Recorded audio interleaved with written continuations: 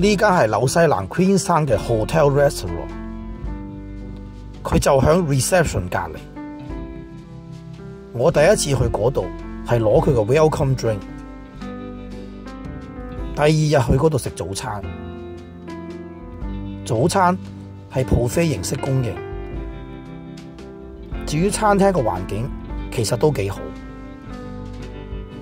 出邊嘅風景景色優美，用餐嘅環境真係一流。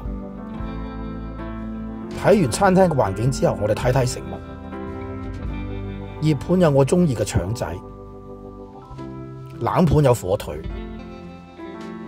仲有麥皮同埋各類飲品。飲品有茶同果汁。早餐都幾豐富。講完早餐，講下晚飯。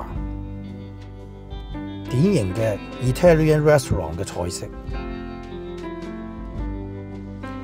先點咗兒童嘅飲品，然後叫咗杯啤酒。紐西蘭嘅生蠔絕對唔可以 miss。兒童餐有炸魚薯條，前菜嘅烤肉做得好鬆脆。呢度嘅麵包款式多又美味。意大利餐廳當然唔可以錯過披薩，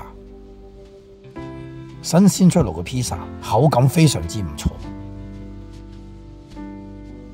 最後嗌埋甜品，令呢餐更加完美。